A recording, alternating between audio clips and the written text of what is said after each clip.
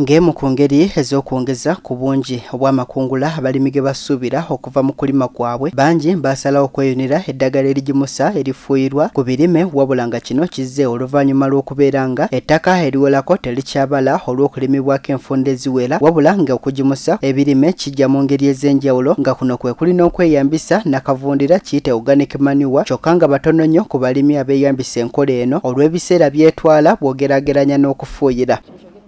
Wano ekitongole ekitakabanira omutindo gw'ebirime ki Participatory Ecological Land Use Management oba giyite PELUM kivuddeyo ne kitegeeza nga abalimi abeeyambisa eddagala erikolerere okugimisa ennimiro zaabwe bwe beeyongedde, so nga ate byabulabe eri bannansi. Twejjumbidde okulya emmere gye tusanga mu restaurants agamu etuviiriddeko obuzibu bungi okugeza omugejjo, ekyokubiri pressure, sukaali n'endwadde ez'omutima. Kozesa bubi eddagala, abantu bafuuyira ebijanjaalo byengere mangu ne bafuuyirako eddagala ly'omuddo.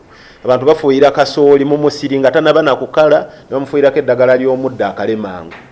Abantu bateeka ebintu ebitalina kuliibwa mu mmere y'abantu. Okusinziira ku Mukiibi Eddie amyuka akulembera ekitongole kino mu Uganda, kituufu abalimi bwe beeyambisa ebigimusa bino bafuna amakungula agawerako, wabula nabyo byakutuuka ekiseera nga tebikyasobola kukola. Ffe likaddiye, ettaka likaddiwa mangu engeri gye tuli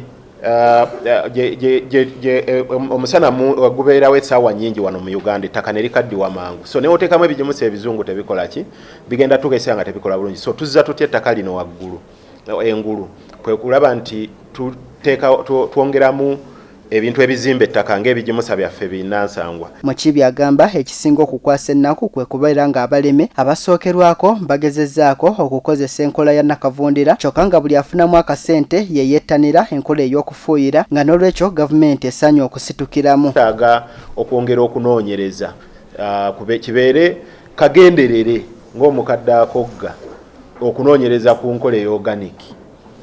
So gavumenti eyagala kuteekamu amaanyi, kyetaaga okuteekamu amaanyi mangi mu kunoonyereza, tulabe tusobola tutya okulima emmere ne tuliisa eggwanga lyonna lino nga tetukozesezza bintu byonoona mutindo gwa mmere ate nga tebikosezza butonde bwansi. Josephine Akiya Luyimbazi, omukwanaganya w'ekitongole kino mu Uganda, agamba kati omupiira gusigalidde mu ngalo za gavumenti okulaba nga baluŋŋamya enkozesa y'eddagala lino.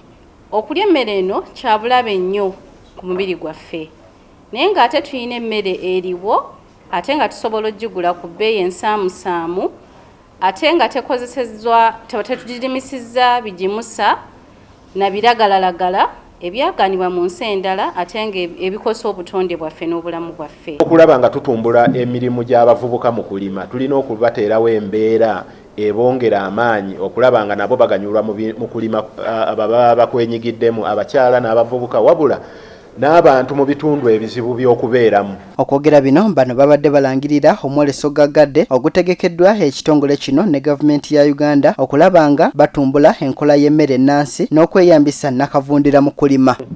Guno mulundi gwa 6 ng'olukuŋŋaana luno lutegekebwa era lugenda kubeerawo nga 23 Oktoba omwezi guno ogw'Ekkumi, era nga omulamu omukulu kwe kulaba nga ebyobulimi bya Uganda tubitumbula nga tuyita mu nkola eya gavumenti gyegezaako okuleeta ey'okutumbula ennima eya agroecology oba ennima abalimi we balima nga tebakosa butonde bwansi. Nze Charles Katamba ku lw'Agugudde TV agaguddewa.